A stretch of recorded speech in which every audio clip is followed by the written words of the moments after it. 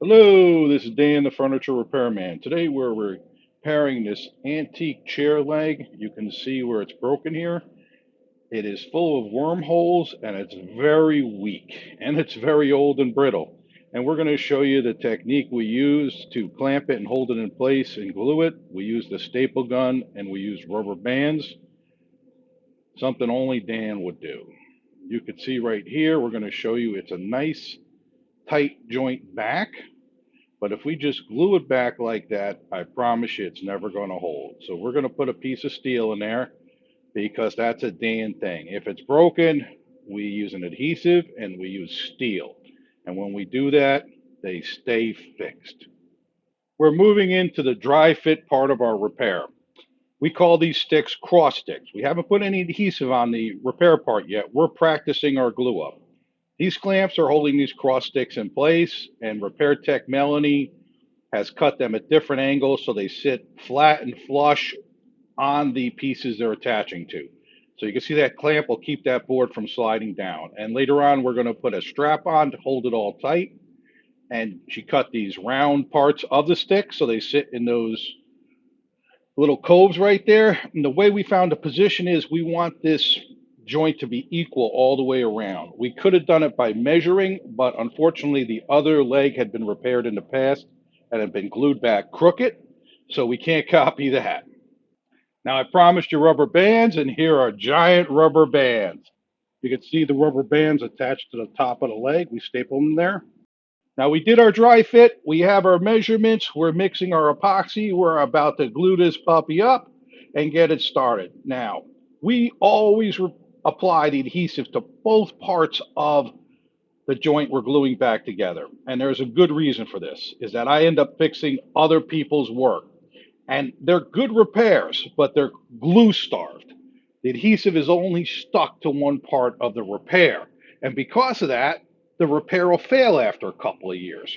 So, in order to prevent this from happening, I want my pieces to stay fixed. I just figure I better put the adhesive on both parts. That's why the adhesive is on both parts. And then we're going to put it together. Now, I also told you a damn thing is to put steel in there. And where's the steel? Did we forget it?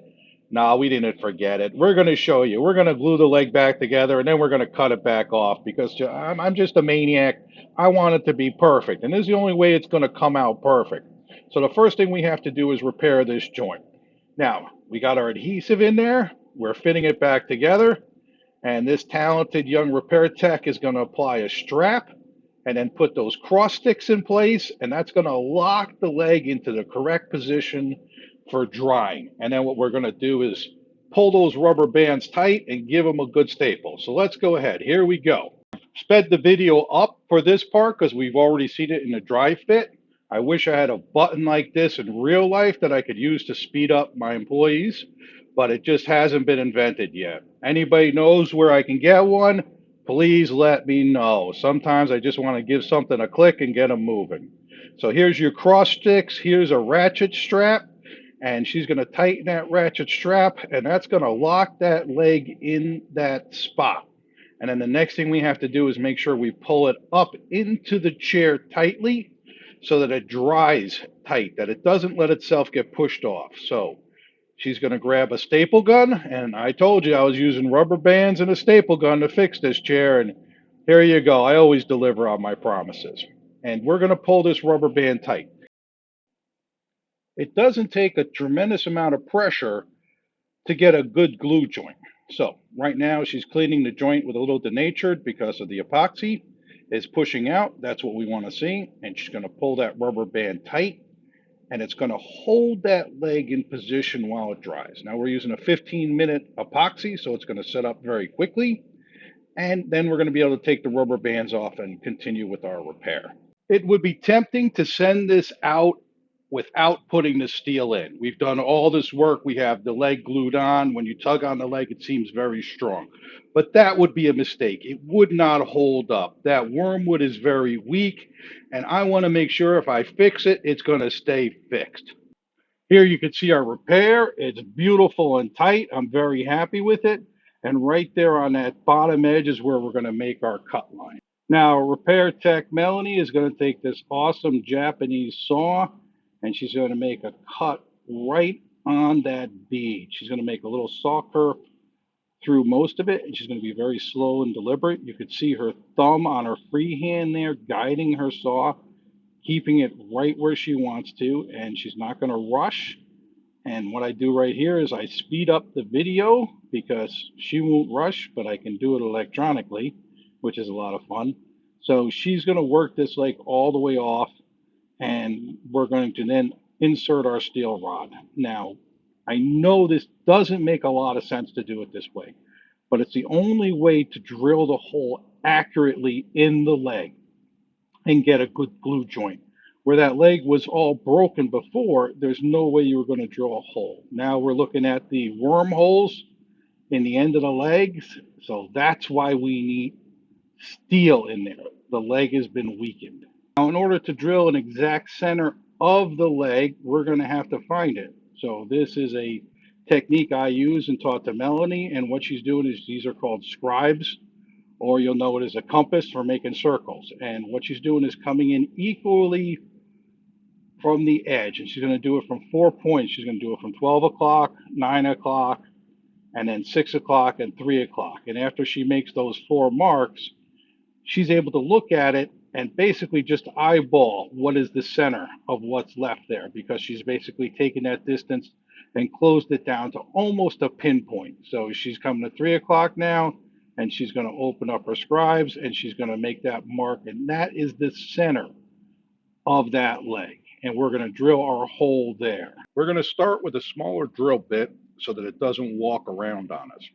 And then we're going to step our way up through a couple different sizes till we end up with the correct size for the steel rod we're going to put in. So here's the final drill, and she's also going to repeat this process on the chair itself. We have our holes drilled. We're going to put our epoxy in. We're going to fill it and make sure we get a ton of epoxy in there. We want the epoxy to take up the space between the steel and the wood. We don't want the steel to be a real tight fit in there, because the steel then is going to almost crack that wood. It's so soft. So if we use a little epoxy, the epoxy creates almost a little cushion between the steel and the wood, and it absorbs some of the deflection if it takes a little bit of a shock, and it will keep the leg from breaking again. Now our chair is laying down, so it's going to be hard to get the epoxy into the hole. And what we're going to do is we're going to use a hypodermic full of epoxy. So you can buy the hypodermics online with a glue end, and it's just a square end. It's much wider than a needle. And you can see it's just letting that epoxy get shot right in there, and it's filling it all the way up. And we're going to slide this steel in. Now, if any of those worms are still crawling around here after they bite into that chunk of steel, they're definitely going to need to go visit the dentist. So we let our customer know that this chair may still have an issue. We can't tell, and she's going to get it treated just as soon as she gets it back to her house. We have it all strapped up. We're going to let it dry overnight, and then we're going to unclamp it. We're going to do a little bit of touch up on there, and here's the final product. And it looks really damn good. You can't tell the break. There's steel in there. It's a good, strong repair. This leg has wheels on the top end of it, so we had to make extra sure it was going to hold up. This is Dan, the Furniture Repairman. Thank you so much for watching. Now, every time we restore a piece of furniture, it keeps it from getting thrown into that old landfill. That thing is filled up enough right now. And also, less trees are getting cut down to make new ones. That means something to us. Also, we get to work on incredibly cool pieces all the time. And every day is different depending on what comes into our shop. If you have questions or comments, want to call me a shoemaker, go right ahead. Put them in the comment section below. I will make an effort to answer everything. Also, if you have a suggestion of a video, you'd like to see how we perform a certain repair, put that in the comment section below. Maybe I'll take a look at it, and I'm always looking to do a new sort of thing. Thanks so much for watching. You all have a good day.